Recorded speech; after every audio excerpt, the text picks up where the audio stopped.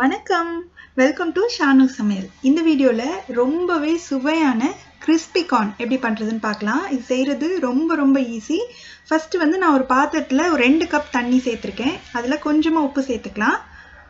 இது கூட நான் 1 கப் ஸ்வீட் கார்ன் சேர்க்குறேன். இது ஃப்ரோசன் ஸ்வீட் கார்ன் தான். நீங்கள் ஃப்ரெஷ்ஷான ஸ்வீட் கார்ன் கூட சேர்த்துக்கலாம். இது ஒரு 3 நிமிஷம் மட்டும் நல்லா அந்த தண்ணியில் வேகட்டும். அதுக்கு மேலே வேக வைக்கணும்னு தேவையில்லை. இப்போ 3 நிமிஷம் ஆயிடுச்சு. தண்ணியை நல்லா வடிச்சிட்டு அந்த கார்னை மட்டும் எடுத்து தனியாக ஒரு பாத்திரத்தில் வச்சுக்கலாம். கார்ன் எல்லாத்தையும் எடுத்துட்டேன். இப்போ இதை கொஞ்சம் நேரம் ஆறட்டும். அதுக்கப்புறமா நம்ம என்ன பண்ணுறதுன்னு பார்க்கலாம். நல்லா ஆறுனதுக்கு அப்புறமா இதில் 1 டேபிள் ஸ்பூன் அளவுக்கு கார்ன்ஃப்ளவர் சோள மாவு சேர்க்குறேன். இது நல்ல ஒரு கிறிஸ்பினஸ் கொடுக்கும். இதுக்கு தேவையான அளவு உப்பு, இது ரெண்டையும் சேர்த்து நல்லா கலந்துக்கணும். அந்த கார்னில் உள்ள ஈரத்துலேயே அந்த சோள மாவு நல்லா கோட் ஆயிரும்.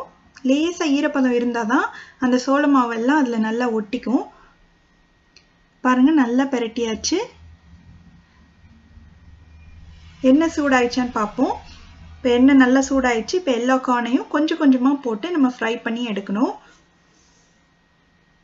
இது சம்டைம்ஸ் லேசாக பாப் ஆகிறதுக்கு சான்ஸ் இருக்குது. அதனால கவனமாக கொஞ்சம் தள்ளியே நின்றுக்கோங்க, கேர்ஃபுல்லாக.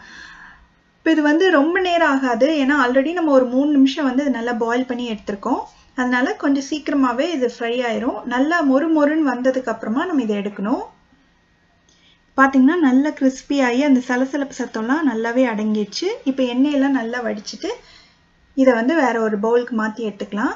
இதே மாதிரியே நம்ம எல்லா கார்னையும் ஃப்ரை பண்ணி எடுத்துடலாம். நல்ல கிறிஸ்பியாக இருக்கும். உங்களுக்கு அந்த ஃப்ரை பண்ணி இதில் போடும்போதே அந்த சத்தமே நல்ல மொறுன்னு இருக்குன்றது நம்மளுக்கு தெரியும். இப்போ இது சூடாக இருக்கும் போதே இதில் கொஞ்சமாக ஒரு 1/4 டீஸ்பூன் சாட் மசாலா, அதே அளவு அதை விட கொஞ்சம் கூட ஒரு 1/2 டீஸ்பூன் மிளகாய் தூள் சேர்க்குறேன். இதுக்கு பதிலாக நீங்கள் மிளகுத்தூள் கூட சேர்த்துக்கலாம். ஒரு சின்ன சைஸ் பெரிய வெங்காயத்தை பொடியாக நறுக்கி வச்சுருக்கேன், அதை சேர்த்துக்கலாம்.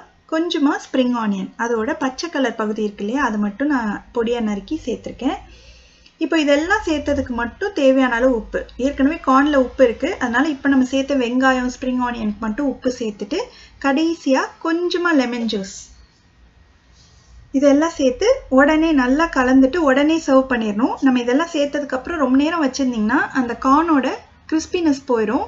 அதனால நீங்கள் இந்த மாதிரி ஆட் பண்ணிவிட்டு உடனே சர்வ் பண்ணிடுங்க. ரொம்பவே சூப்பராக இருக்கும். அவ்வளோ மொறுன்னு ஸ்நாக் மாதிரி சாப்பிட்றதுக்கு ரொம்ப பெஸ்ட் ரெசிபி. நீங்களும் இந்த ஈஸியான ரெசிபியை கண்டிப்பாக ட்ரை பண்ணி பார்த்துட்டு எப்படி வந்ததுன்ற கமெண்ட்ஸை சொல்லுங்கள். இதே மாதிரி நிறைய வீடியோஸ் பார்க்கணுன்னா இந்த சேனலுக்கு சப்ஸ்கிரைப் பண்ணுங்கள். ஷானு சமையல், எளிய முறையில் இனிய சுவையில். நன்றி.